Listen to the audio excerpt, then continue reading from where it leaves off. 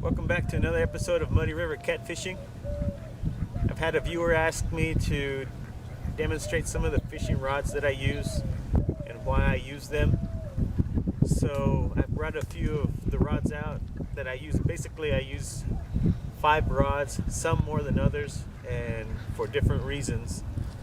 But let me show you some of the rods that I use. The first setup is this little ultralight setup here. It's a very short rod, as you can see. It is a how long is this thing? 4'6", and ultralight. Ultralight meaning that the action is very soft on the tip. And what I've done is I've actually spooled it with a little bit of a heavier braided line. And the reason I use this one for catching bluegill, but also for when I go river fishing. I take this rod along because my boat is only 8 foot long and I need it to fit inside of the boat, because where I go fishing there's a lot of branches and structure that I have to squeeze my boat through to get to it. And I've often a time broken a tip off of a rod because the rod was too long. So this is one of the setups that I use. It's nothing fancy. I picked this up at Walmart.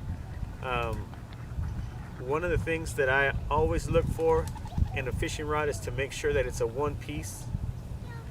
Some of the rods that you buy are a 2-piece rod, and I don't like 2-piece rods because the top half would twist, or sometimes it comes off when you're casting, or if you're fighting a big fish, it sometimes comes into 2 pieces.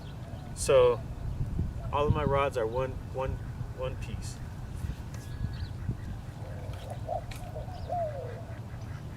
The second rod that I have is this ugly stick here.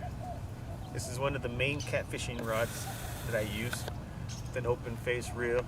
This is spooled with about 65-pound braid, and I know a lot of you fishermen probably disagree on having a line that's heavy, but always remember that where I go fishing there's a lot of structure, lots of logs and branches, rocks, jagged rocks. I've had catfish that have taken my line under a rock and actually cut a braid, you know, and this stuff is strong enough you can't cut it with a nail clipper. So keeping that in mind, you know, a pretty good fight with the catfish and having to deal with the structure along with it. But this is an ugly stick. It's a little shorter. It's about a 6-foot rod, and it's a heavy action rod. These heavier action rods, I call them muscle rods, because they're more designed just to horse that fish in a little bit if you need to, whereas a lighter action rod, you kind of have to play the fish a little bit and let him kind of tell you when he's ready to come in. So this is the other rod that I use.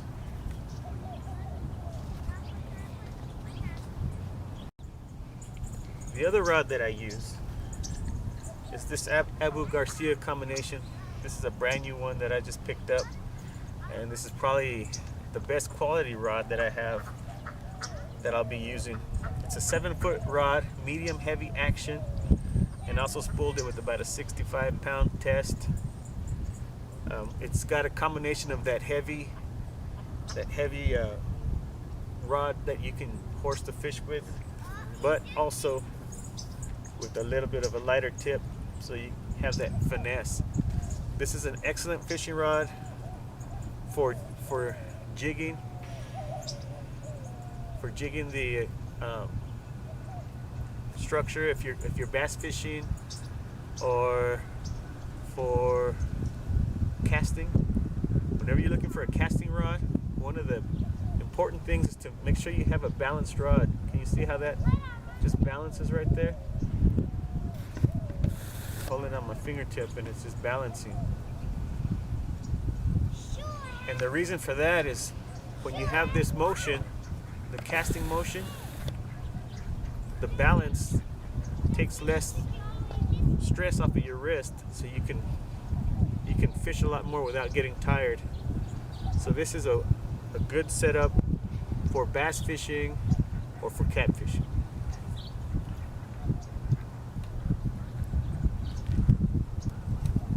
The next rod that I have is also a 7-foot medium heavy action, but it has a bait caster reel on it. And the reason I have a bait caster reel on this one is because I use this one for catfishing. Of course, all of these rods I use for catfishing, but also for trolling. When I'm out in the lake, I can set this up and we can use a downrigger and we can fish for striper or just troll for white bass. But this is a little bit of overkill for a white bass, but mainly for striper fishing or for catfishing, heavier, stronger fish.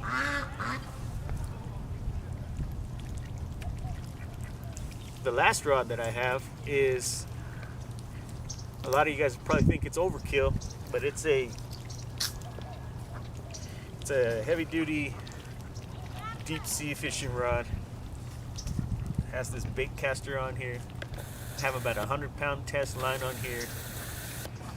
The guides have little rollers for the line, and it's about a 6-foot rod. And the reason that I have this rod is because I have hopes of catching a monster fish that people may or may not seem to think exist in these lakes.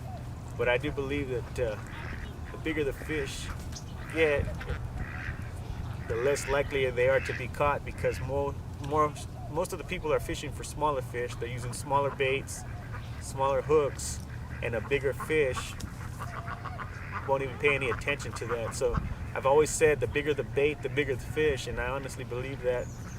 And so this rod, if you ever see me in a video with this rod out, it's because I am trying to catch a record-sized fish.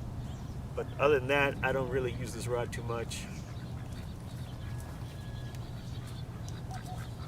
So if I had to pick 2 rods to use for river fishing, it would be the ultralight with the 65-pound test. I've caught up to 20-pound fish on this thing.